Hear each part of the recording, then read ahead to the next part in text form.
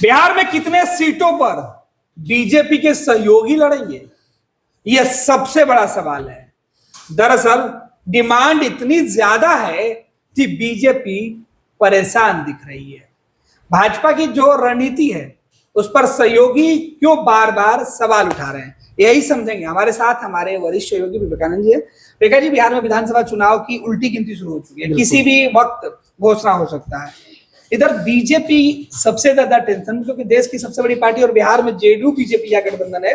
Nitish Kumar silent है, BJP के सहयोगी उनके ऊपर दबाव डाल रहे हैं।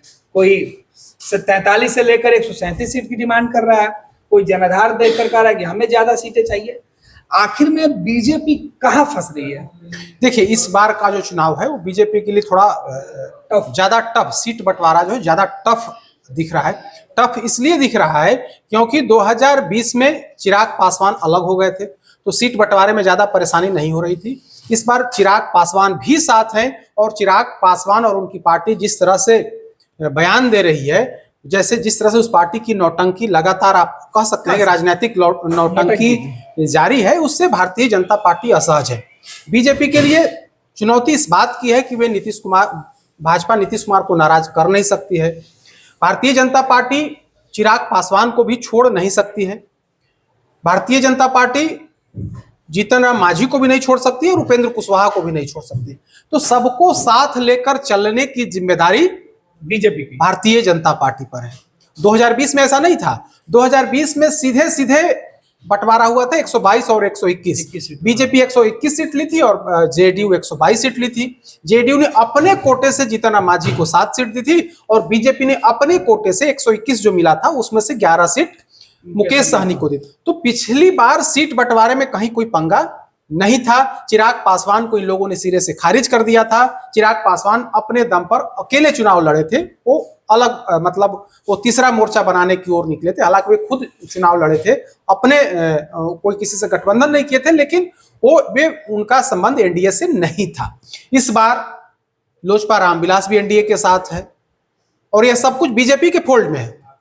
जीतन राम मांझी चूंकि केंद्रीय मंत्रिमंडल में, वे भी बीजेपी के फोल्ड में है और उपेंद्र कुशवाहा लोकसभा चुनाव हारे, उसके बाद उनको राज्यसभा भेजा गया, तो बीजेपी उनको अलग कर करके नहीं चल सकती है, क्योंकि बिहार के अंदर कुशवाहा पॉलिटिक्स, कुशवाहा वोट लेना है तो उपेंद्र कुशवाहा को साथ रखना होगा। ठीक है, उसमें बहुत ज्यादा सफलता बीजेपी को या एनडीए को नहीं मिली है, ना तो 2020 में मिली है, ना तो 2024 में मिली, यह अलग बात है। लेकिन इस बार थोड़ा टफ दिख रहा है। इसलिए टफ दिख रहा है क्योंकि चिराग पासवान को आप देखें, उनकी पार्टी को देखें, तो लगातार प्रेशर बनाया जा रहा है। चिराग पासवान की पार्टी की तरफ से कहा जा रहा है कि उनका तो कभी गठबंधन जेडीयू से रहा ही नहीं है, उनका गठबंधन बीजेपी से रहा है और बीजेपी से गठबंधन में 2015 में उन्हें 43 सीटें दी गई थी।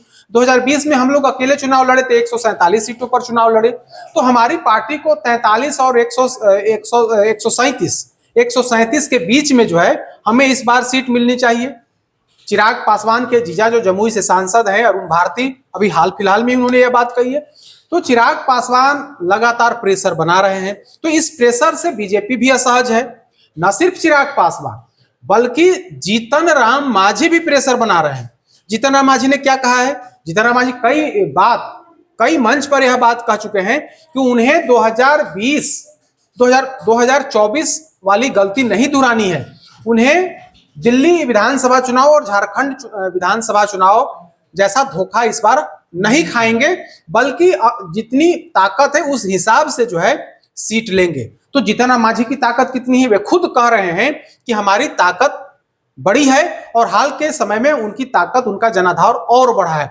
तो वैसे स्थिति में कम से कम, वैसे उनकी डिमांड है कि हमें 40 सीट मिलनी चाहिए, लेकिन कम से कम जो है 20 सीट से कम पर हमें मंजूर नहीं है, जबकि 2020 में इन्हें 7 सीटें नीतीश कुमार ने अपने कोटे से दी थी। तो इस बार भारतीय जनता पार्टी पर दबाव है कि उन्हें 20 सीट मिलनी चाहिए। बीजेपी पर लगातार बयान के माध्यम से वे कह रहे हैं कि उन्हें 20 सीट मिलनी चाहिए। आज भी उन्होंने दिल्ली में मीडिया के समक्ष बयान दिया है कि 20 सीट मिलनी चाहिए। तो इनकी मतलब इनका अलग प्रेशर है। अब बीजेपी इनको कितना सीट देगी यह अभी भविष्य के गर्त में है। लेकिन अब एक और है उपेंद्र कुशवाहा। उपेंद्र कुशवाहा भी अपने हिसाब से राजनीति करते हैं। वे भी चाह रहे हैं कि उन्हें भी ज्यादा से ज्यादा सीटें मिलनी चाहिए। वे कुशवाहा में सबसे बड़े नेता हैं, तो वैसी स्थिति में कुशवाहा वोट चाहिए तो उस आधार पर उन्हें हिस्सेदारी मिलनी चाहिए। तो उपेंद्र कुशवाहा की अपनी डिमांड है, मांझी जी की अपना, और चिराग पासवान तो है ही। तो कुल मिलाकर के, और जेडीयू है, जेडीयू किसी भी कीमत पर भारतीय जनता पार्टी से कम पर तो लड़ेगी नहीं। नीतीश कुमार की कोशिश है, उनकी पार्टी की कोशिश है कि बीजेपी एक भी सीट कम रहे, लेकिन बीजेपी कम रहे, हमारी पार्टी ज्यादा रहे। तो बिहार विधानसभा के अंदर 243 सीट है। चिराग पासवान का डिमांड आप समझ ही रहे हैं, जीतन राम मांझी, उपेंद्र कुशवाहा। तो कुल विधायकों की संख्या, कुल सीट की संख्या तो बढ़ नहीं सकती है। इसी 243 में सबको समाहित करना है, सबको हिस्सेदारी देनी है। तो बीजेपी यही फार्मूला अपना रही है कि आखिर हम दोनों जो सबसे बड़े पार्टनर हैं, जेडीयू और बीजेपी सबसे बड़ा घटक दल है एनडीए के अंदर, तो दोनों आपस में बांट ले और फिर जो सीट बचता है उसमें से इन तीनों दलों को जो है उसमें से समाहित किया जाए। तो इन तीनों दलों को लेकर के क्या फार्मूला है, अभी तक की जो जानकारी है, हालांकि बीजेपी का शीर्ष नेतृत्व इस पर मंथन कर रहा है। बीजेपी का शीर्ष नेतृत्व, जो खबर है कि 15 तारीख तक, 15 सितंबर तक बहुत कुछ आगे मतलब बढ़ा हुआ दिखेगा, बहुत कुछ स्पष्ट होते हुए दिखेगा। आज दिल्ली में बीजेपी की बड़ी बैठक है और उस बैठक में आगे की रणनीति बनेगी। सीटों के मुद्दे पर चर्चा होगा और सीटों को सहयोगी दल से कैसे निपटना है इस पर भी मंथन होगा।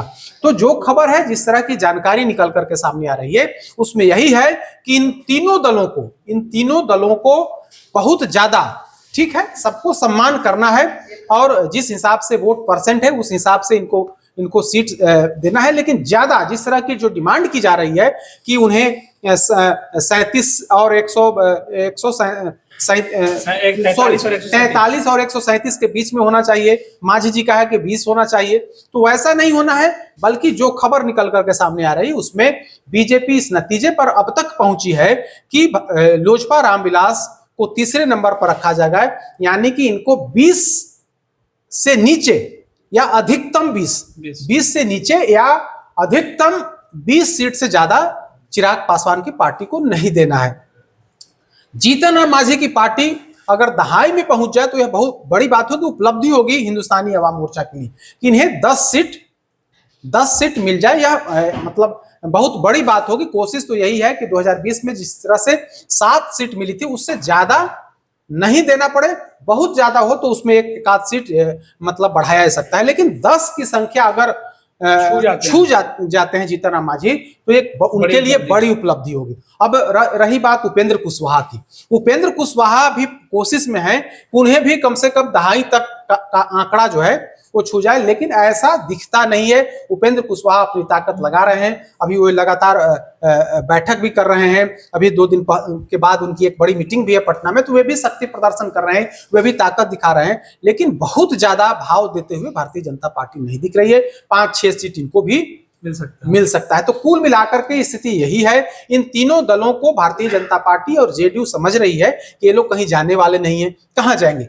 एक तरफ चिराग पासवान मोदी कैबिनेट में मंत्री हैं, जीतन राम मांझी मंत्री हैं, उनके बेटे जो पार्टी के राष्ट्रीय अध्यक्ष हैं वे नीतीश कैबिनेट में मंत्री हैं। तो ये लोग छोड़ करके कहां जाएंगे? उपेंद्र कुशवाहा राज्यसभा के सांसद बने हैं, तो उसमें बीजेपी जेडीयू का सहयोग है। तो ये लोग छोड़ करके कहीं जाने वाले नहीं हैं। तो वैसी स्थिति में बीजेपी यह समझ रही है कि हम लोगों को, यानी कि जेडीयू और बीजेपी ज्यादा से ज्यादा सीटों पर लड़े और बाकी के जो तीनों दल हैं उनको एक सम्मानजनक सीट हम दे दें ताकि कहीं कोई समस्या नहीं हो।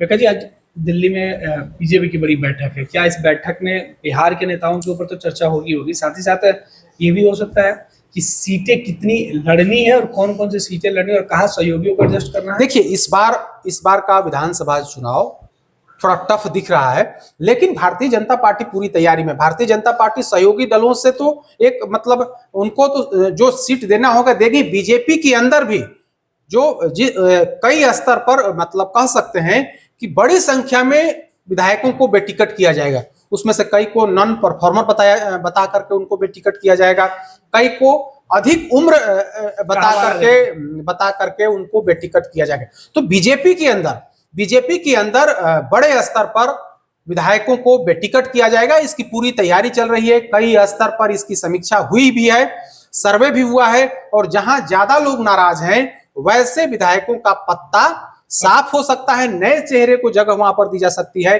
और वैसे विधायक जो उम्रदराज हैं, जो शरीर से अब उस हिसाब से चलने में सक्षम नहीं है, क्षेत्र में भ्रमण में या फिर चुनावी गतिविधि में एक्टिव नहीं रह सकते हैं, तो वैसे विधायकों का भी टिकट कटेगा, इसकी पूरी गुंजाइश है। तो आज दिल्ली में बड़ी बैठक है, खुद अमित शाह बिहार बीजेपी के नेताओं से फीडबैक लेंगे, क्या आगे करना है उसकी पूरी रणनीति तय हो रही है, और फिर एक निष्कर्ष पर पार्टी पहुंचेगी। आज की बैठक महत्वपूर्ण है, और आज की बैठक के बाद फिर एक और बड़ी बैठक होगी, तब जाकर के सहयोगी दलों के साथ एक बैठक होगी, और उसके बाद जो खबर है कि 15 तारीख तक कुछ न कुछ नतीजा निकलेगा, सहयोगी दलों से एक समझौता, मोटा मोटी समझौता हो जाएगा, और चुनाव की घोषणा होने से तक या उसके पहले एनडीए के अंदर सीटों पर समझौता हो जाएगा। इसकी पूरी गुंजाइश बनती हुई दिख रही है। बिल्कुल, बहुत बहुत धन्यवाद विकास जी। तो बीजेपी की मुसीबत बढ़ाने वाले चिराग पासवान, जीतनराम मांझी, उपेंद्र कुशवाहा को लेकर मंथन में फैसले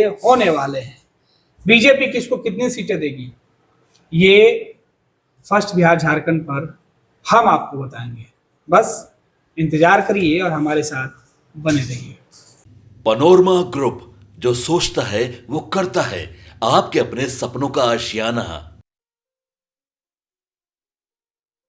ये लो मुंह मीठा करो, आज मैंने अपना जॉब छोड़ दिया, अब हम पूर्णिया वापस जाएंगे।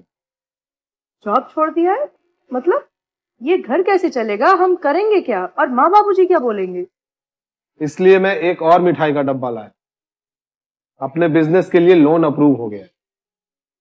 अरे लोन अप्रूव हो गया वो तो ठीक है, लेकिन पूर्णिया में हम रहेंगे कहाँ? अपना घर भी तो नहीं है वहां। इसलिए तो एक और मिठाई का डब्बा अलग से लाया हूं। हमने पूर्णिया में घर ले लिया है, पूर्णिया के ई होम्स पैनोरमा में। पूर्णिया में पैनोरमा ग्रुप लेकर आए हैं ई होम्स पैनोरमा, बड़ा घर, आलीशान जिंदगी और अत्याधुनिक सुविधाओं के संग। अरे अब क्यों मुंह मीठा करवा रही हो? क्योंकि हम घर वापसी जो कर रहे हैं। घर वापसी की खुशी पूर्णिया में ई होम्स पैनोरमा के संग। ई Homes Panorama, luxurious lifestyle redefined.